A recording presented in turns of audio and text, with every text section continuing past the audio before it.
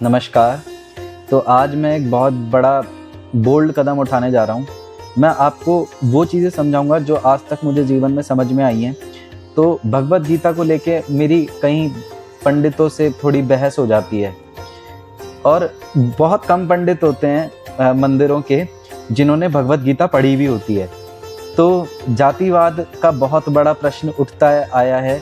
तो बहुत सारे लोगों को, चाहे वो किसी भी धर्म से भी हों, बहुत सारे बच्चों को मैंने भगवद गीता सिखाई भी है, क्योंकि भगवद गीता एक ऐसा ग्रंथ है जो जिसने नहीं पढ़ा ना, या फिर जिसने पढ़कर भी उसका सही मतलब नहीं समझा, वो जी तो रहा है पर जी नहीं रहा।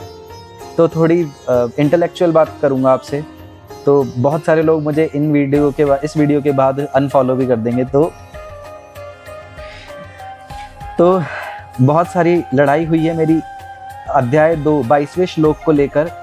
वासासी जीर्णानि यथा विहाय नवानि गृहति नरो प्राणी तथा शरीराणि विहाय जीर्णा न्यायानि संयाति नवानि देहि। अध्याय 2 का 22वां श्लोक है। मेरी प्रोनाउंसिएशन संस्कृत की अच्छी नहीं है तो उसके लिए मैं माफ़ी चाहूँगा।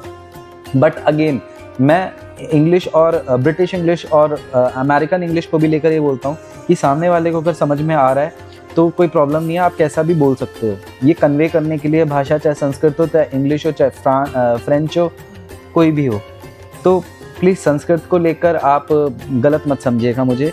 मीनिंग अगर गलत हो तो इम्पॉर्टेंट है कि आप मुझे गलत बोल सकते हो, हालांकि मैं अपने मीनिंग को लेके गलत हूँ नहीं। तो समझिए, जैसे मनुष्य पुराने वस्त्रों को त्याग कर दूसरे नए वस्त्रों को ग्रहण करता है, वैसे ही आत्मा पुराने शरीरों को त्याग कर दूसरे नए शरीरों को प्राप्त करती है। श्री कृष्ण कुछ समझाना चाह रहे हैं यहाँ पे, गहराई की बातें। सबसे पहले तो ये वहम निकाल देना कि पुनर्जन्म किसी व्यक्ति का होता है। यहाँ पे पुनर्जन्म की बात कैसे कही गई है समझो। जीवात्मा हमें बोलना ज़्यादा सही रहेगा, यहाँ पे आत्मा नहीं, ठीक है। जीवात्मा पुराने शरीरों को त्याग कर दूसरे नए शरीरों को प्राप्त करती है। तो ये समझने लायक है कि हम कौन हैं। हम अपने एक आइडेंटिटी लेकर बैठे हैं माइंड में कि हम कौन है। मेरा नाम जैसे राम है, ठीक है, वैसे मेरा नाम कृष्ण है, पर मैं अपने आप को भी राम बोल रहा हूँ ताकि आपको कन्फ्यूजन ना हो। जैसे मेरा नाम राम है तो मैं बोलूँगा कि अगर मैं मर गया तो मेरी आत्मा कहीं चली जाएगी और राम दोबारा से पैदा हो जाएगा। ये गलत है। इसके लिए श्री कृष्ण ने एक और पहले ही श्लोक कह दिया था, न जायते म्रियते व कदाचि नायम भूत्वा भविता व न भूय अजो नित्यम शाश्वतोयम पुराणो न हन्यते हन्यमाने शरीरे। समझो इस मतलब को। ये आत्मा कभी जन्म नहीं लेती, ये मरता भी नहीं है।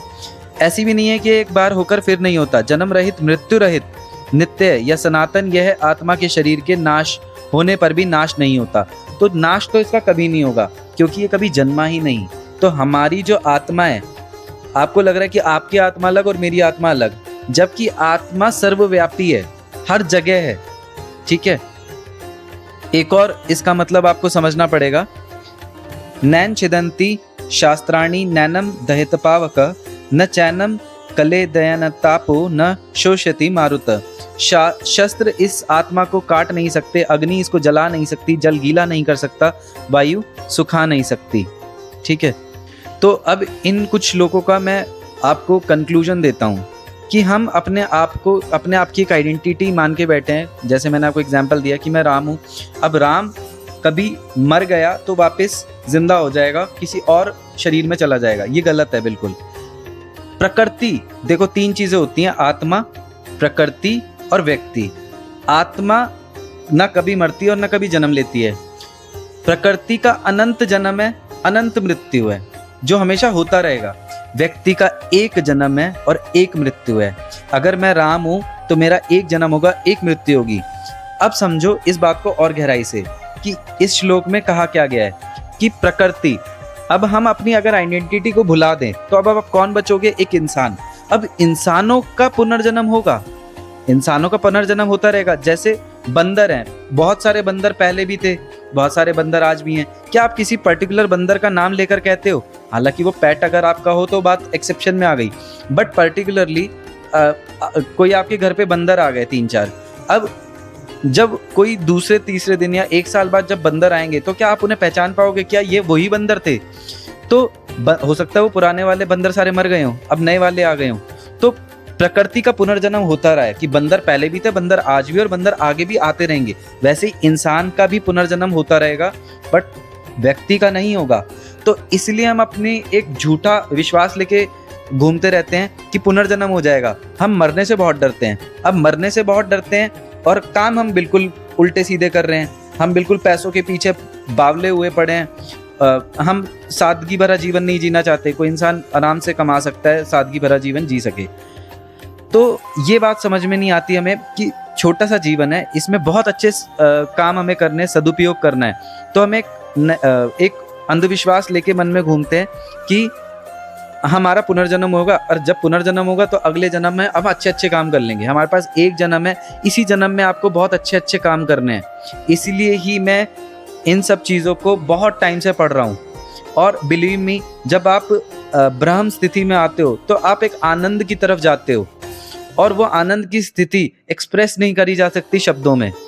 मैं एज अ टीचर आपको समझा रहा हूँ, समझ सकते हो तो समझो, बाकी मैं अपना प्रयास आप लोगों के लिए करता रहूँगा। बहुत प्रेम करता हूँ मैं आप सबसे। Thank you so much, bye bye.